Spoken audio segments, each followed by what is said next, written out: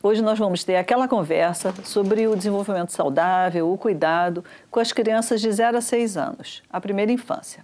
Para conversar sobre isso, estamos aqui com Maria Lúcia Lara, consultora pedagógica do projeto de Mãos Dadas, do CECIP, Isabel Abelson, psicóloga e consultora do Unicef, e Marisa Maia, psicanalista e consultora da estratégia Brasileirinhas e Brasileirinhos Saudáveis.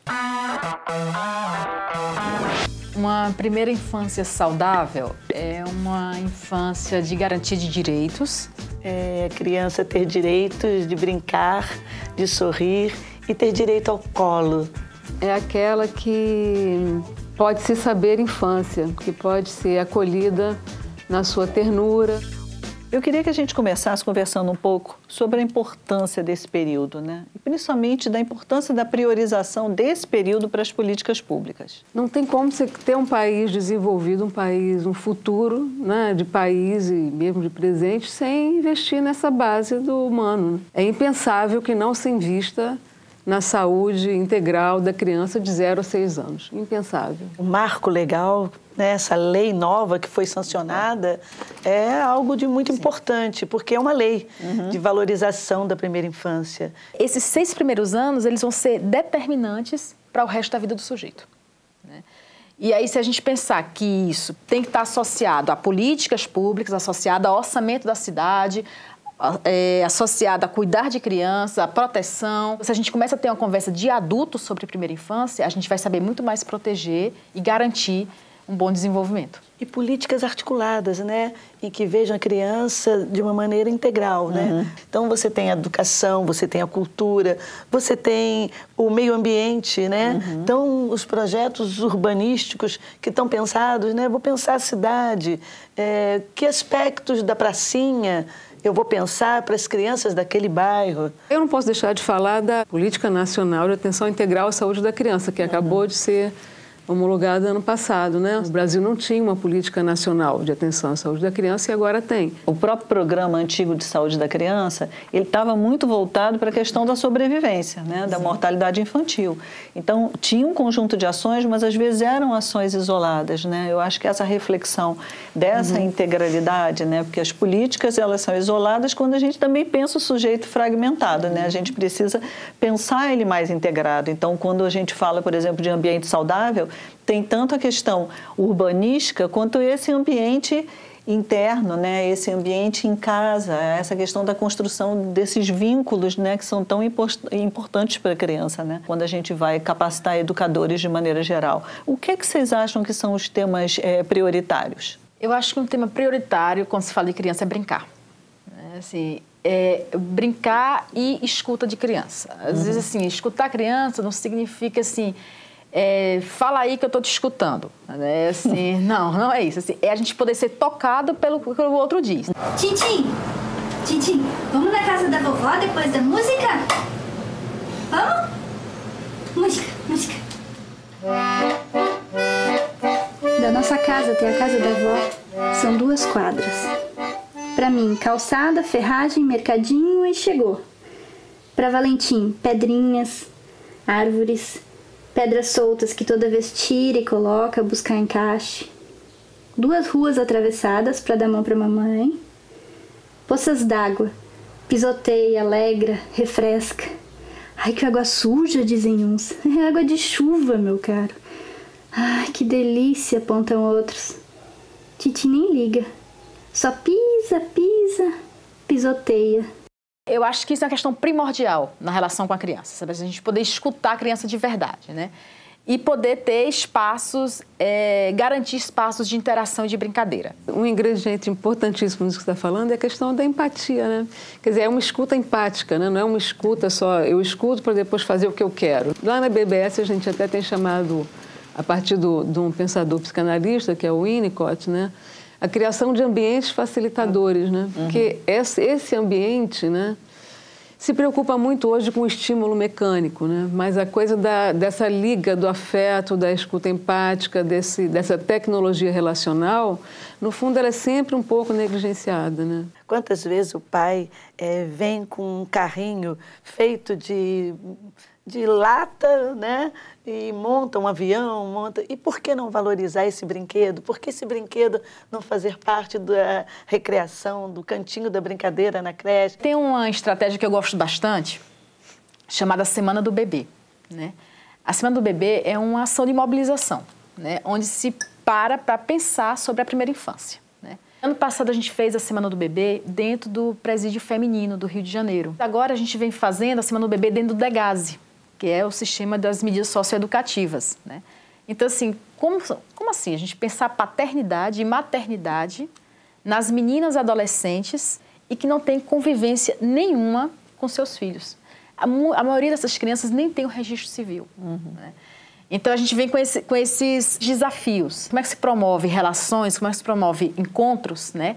Quando não houve nenhum encontro sequer ainda, esse encontro do afeto. E, ao mesmo tempo, né, Isabel, a preciosidade disso, né, de você poder dar um começo diferente para essas crianças, né? Eu estava me lembrando de uma situação que é anterior a isso, né, que era de uma maternidade, a gente estava discutindo paternidade, e o pessoal de uma maternidade estava comentando que muitas vezes as mulheres internavam para parir e o serviço social ia lá conversar, né? Se o pai está envolvido ou não, e ela às vezes falava assim, eu nem contei para ele que eu estava grávida, ou então a gente brigou e eu não o vejo há meses, e ela falava assim, você quer que eu ligue para ele? E a maior parte das mulheres dizia que sim, e a maior parte dos homens ia lá visitar o bebê na maternidade. E, assim, para mim, assim, isso é tão emocionante, porque, dizer assim, é um empurrãozinho que, às vezes, um serviço de saúde, de educação, de assistência social faz e que muda o destino de uma família, né? Pequenas ações, né? Por exemplo, chamar uma mãe pelo nome, né? Isso. Ou chamar o pai pelo nome, a criança pelo nome. É a marca, é o registro, né, de cidadão. E como é difícil que se conseguir isso, tanto nas creches, nas escolas, nos serviços de saúde, né? Isso é uma intervenção precoce da melhor qualidade, não toma tempo, é simplíssimo, mas por algum motivo a gente torna invisível aqueles até que estão na assistência, né? Estava me lembrando da visita domiciliar que eu acompanhei uma vez naquele projeto do PIN, né? E eu achei muito interessante observar, assim, como é que esses educadores se comportavam. Quer dizer, eles percebiam a rotina da criança, eles ouviam também o que essa criança trazia e o que essa família trazia sobre a criança, o que ele está gostando de fazer, o que ele está sinalizando. E, a partir daquilo ali, eles faziam a sua proposta, né? Então, uma coisa simples, mas que faz total diferença como estratégia de empoderamento também daquela família, né? Porque senão parece que a gente tem sempre que trazer outras coisas, né? E não construir a partir daquilo que está ali, aquilo que se tem. O livro tem sido um elo mediador, um elemento mediador desse afeto, dessa aproximação. Quantas e quantas vezes a gente usa a estratégia de contar uma história no encontro com a família para que eles tenham e experienciem a emoção que a criança sente ao ouvir uma narrativa. O adulto cuidador, seja em qualquer campo que ele esteja, ele precisa entender que ele saiu da infância, mas a infância não saiu dele. Ah, que legal. Entende? Isso eu acho fundamental, porque quando você percebe isso, você consegue fazer empatia, consegue entender qual a importância daquilo, aquilo outro, né? Consegue ter essa liga de afeto que a linguagem lúdica exige, né? A linguagem lúdica exige isso. Eu acho que a criança aprende muito mais brincando. Eu, nesse momento, sou avó, né, de duas crianças, então sou grande frequentadora de pracinhas e parques, etc. E, obviamente, quando a criança está na pracinha, o que é que ele quer? Ele não quer só ficar subindo no trepa-trepa, no escorrega, ele quer que você o veja. E eu fico vendo grande parte, né, das pessoas que estão acompanhando, sejam familiares, sejam babás, no celular. E essas crianças não recebem esse olhar. Tem uma pesquisa incrível, com mais de 1000 bebês, colocando um eletrodo na chupeta que o bebê usava, bebês de 7 dias, e projetando na parede slides de figuras, né?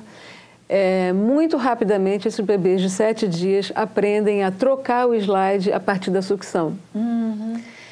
E, além disso, o slide que eles mais param e que eles se demoram mais é no rosto humano. Na gestalt do rosto humano. Então, eu acho que isso também fala da questão da comunicação, né? E da criança que quer o olhar humano. Ela quer o olhar humano o tempo todo, né? A gente precisa do olhar do outro. Imagina uma criança, né? Então, ela o tempo inteiro lá, olha para mim, olha como eu pulo bonito, olha como eu faço isso, né? E se a gente não der esses feedbacks, né? De bom, legal, cuidado, vem cá, né? Como é que ela se constrói? Por exemplo, a questão da valorização do cabelo das meninas negras, né? Que eu acho que é a coisa mais linda, né? Pode parecer pouco, mas isso tem um impacto na vida das pessoas enorme. Como valorizar a autoestima das crianças? Como orientar as famílias nesse sentido? A autoestima é construída, né? Quer dizer, virtualmente a gente nasce com a possibilidade, e aí eu acho que a questão do reconhecimento, que é o que você está falando, né? O reconhecimento. Um desenho de uma criança nem sempre é o melhor desenho dela também, né? Então, assim, tem um abuso também do elogio, do que está tudo ótimo, que você é genial, você é maravilhoso o tempo todo, que, na verdade, invalida a dimensão de reconhecimento. A criança não consegue construir autoestima se ela faz um rabisco, já sabe que o pai vai achar lindo e mostra lá para o pai, para a mãe e tal. Eu estava pensando na questão dos limites, né? O que a gente recomenda, né? Quando a gente faz um trabalho educativo, né, com as famílias, em termos de limites? O limite, ele é tão estruturante, né? Assim, e aí o limite de dizer sim, dizer não, né? Porque o limite não é só dizer não para o outro, né?